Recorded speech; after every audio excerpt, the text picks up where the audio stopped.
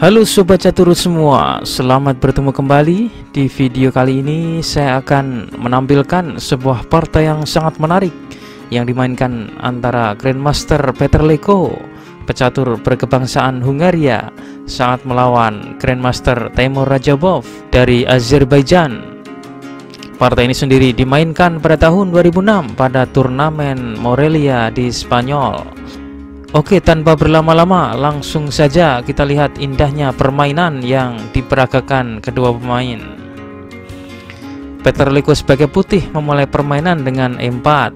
Langsung saja disambut Temur Rajabov dengan langkah C5, pertahanan Sisilia, kuda F3, kuda C6, D4 dan C kali D4 dan balik dipukul kuda. Kedua pemain masih memainkan langkah teori dan langkah alami. Dari sini Rajabov melanjutkan kuda F6, menekan pion, dan tentu saja dibalas dengan langkah umum kuda C3. E5, menyerang kuda. Leko memindahkan kudanya ke B5. Leko mengincar petak lemah D6, sehingga Rajabov berusaha menghilangkan petak lemah ini dengan D6. Gajah G5 melakukan pin ke kuda dan A6. Saatnya untuk menekan kuda itu menjauh sebelum putih memiliki kesempatan untuk bermain kuda D5 diikuti oleh kuda C3 dan kuda ini mundur. Rajabov memainkan B5 mengancam B4, mengancam garpuan ke kuda sehingga salah satu kuda harus menyingkir untuk menghindari garpuan kuda D5. Rajabov memainkan langkah alami gajah E7, langkah tenang tapi penting untuk mengosongkan baris belakang untuk rokade.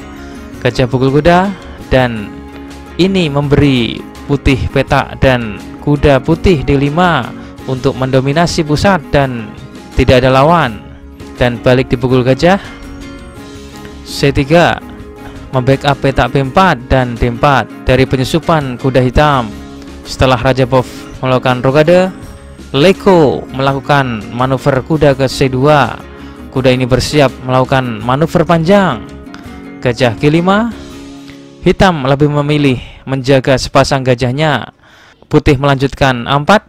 Pertukaran ini mengancam pelemahan petak C4 sehingga dapat ditempati gajah agar gajah putih menjadi aktif. B kali A4 dan sekarang petak C4 menjadi tidak terjaga. Benteng kali A4, pertukaran telah meningkatkan struktur pion putih. Dua pion sayap menteri yang baik versus satu pion hitam yang terisolasi.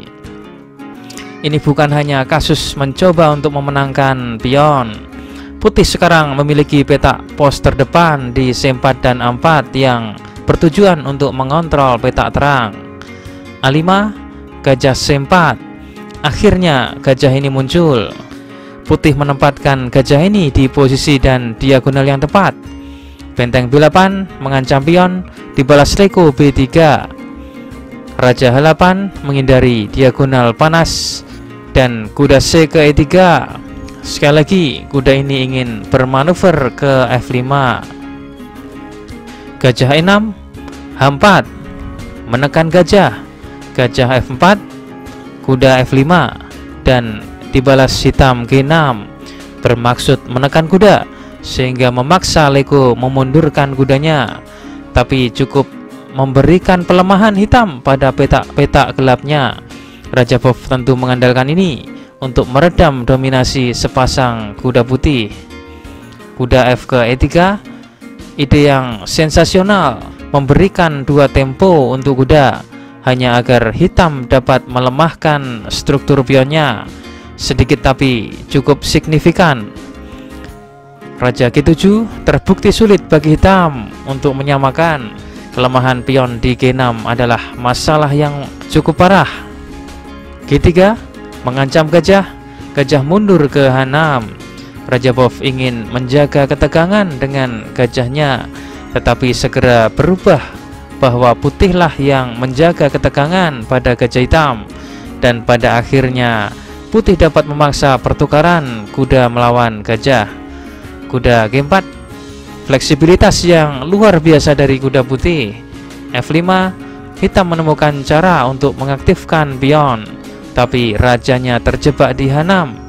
Di sini Leko mengadu kudanya dengan gajah, dan raja mengambil.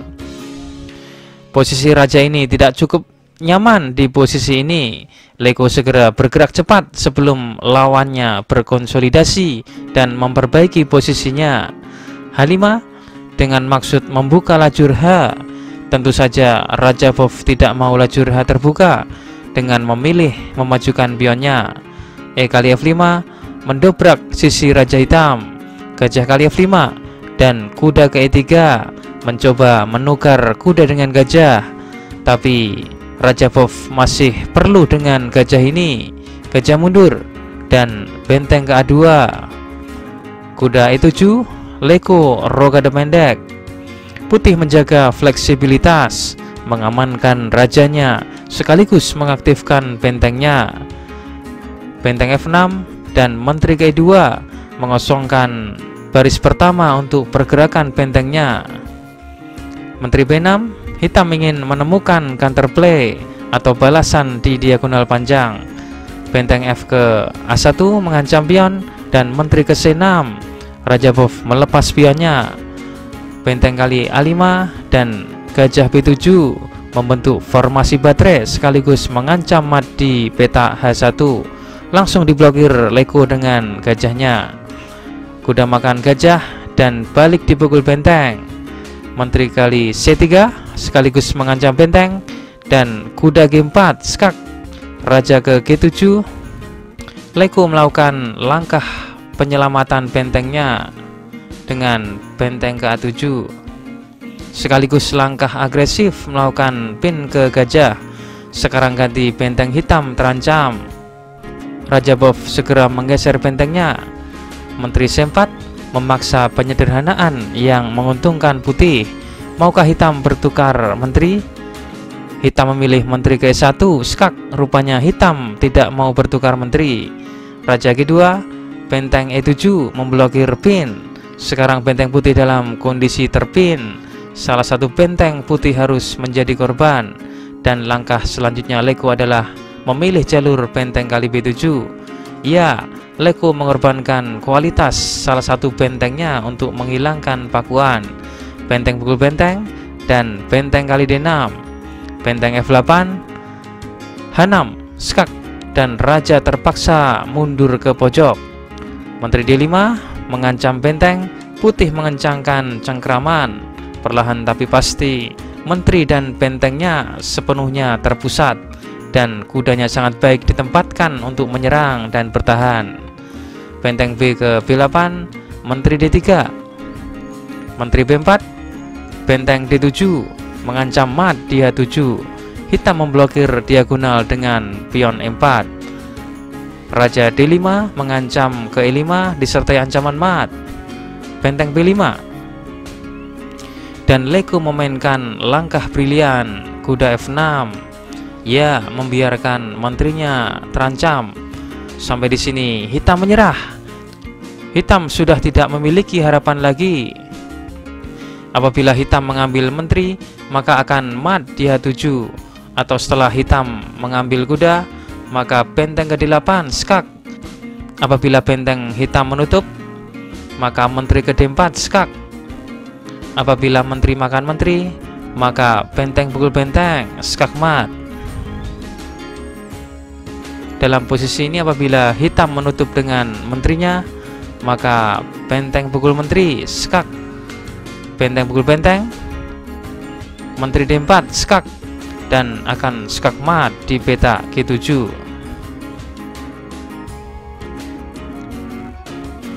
Berikutnya kita tampilkan kunci jawaban problem catur video yang kemarin. Kuncinya Raja G1, G3, Raja G2, B5, dan Raja kali G3 skak mat.